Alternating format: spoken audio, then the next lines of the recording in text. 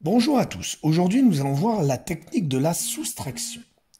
Cette technique va être en deux parties. La première partie, ce sera la soustraction sans retenue et la deuxième partie, la soustraction avec retenue.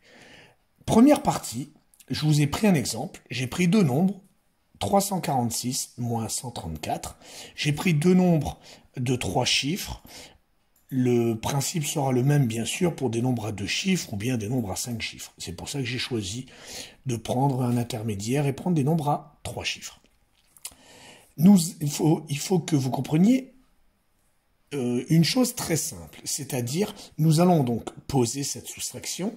Comme pour l'addition, nous allons poser les trois premiers chiffres, puis nous allons mettre le signe moins, et nous allons donc placer le deuxième nombre en dessous du premier, en respectant bien sûr le chiffre des unités, le chiffre des dizaines et le chiffre des centaines.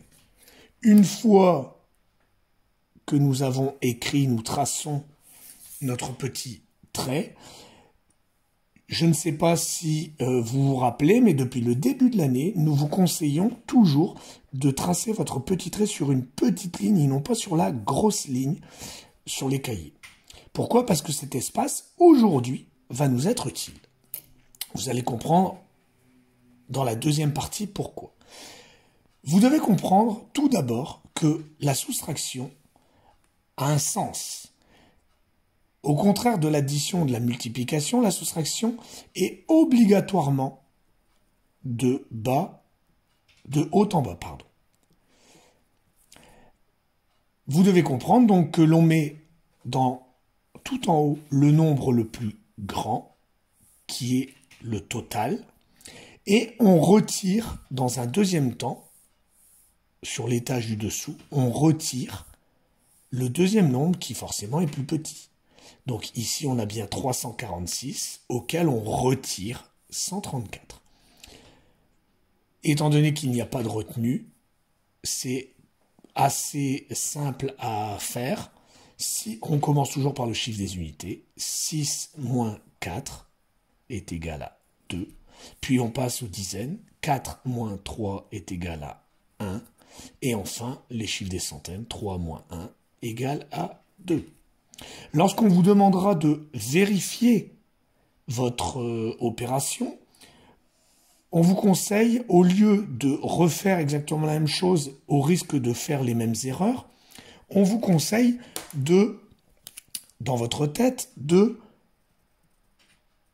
faire une addition, qui est bien sûr le contraire de la soustraction, pour vérifier que votre résultat est bien correct.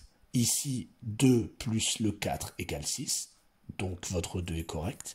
1 plus 3 égale 4, votre 1 est correct. Et donc 2 plus 1 égale 3, votre 2 est correct. Donc votre opération est bonne.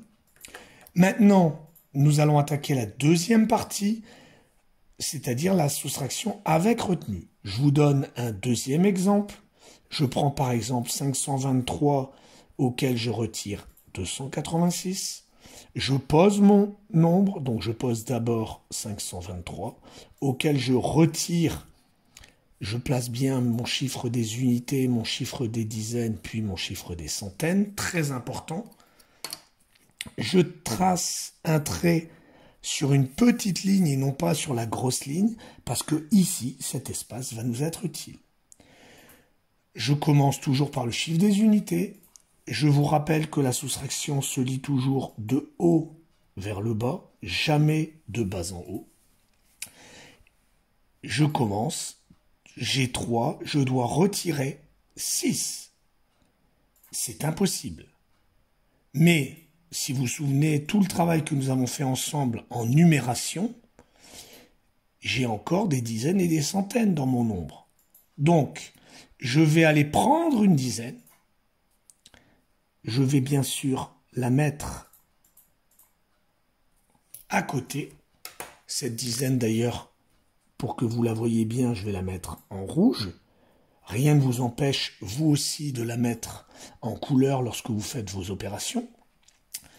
Mais étant donné que j'ai pris une dizaine, à mon nombre 523, je dois bien sûr l'enlever. Alors la solution serait peut-être de le barrer, mais ça risque d'être le fouillis. Donc, on va, si vous vous souvenez ce que je vous ai dit juste au-dessus, le deuxième étage est l'étage où on retire les nombres.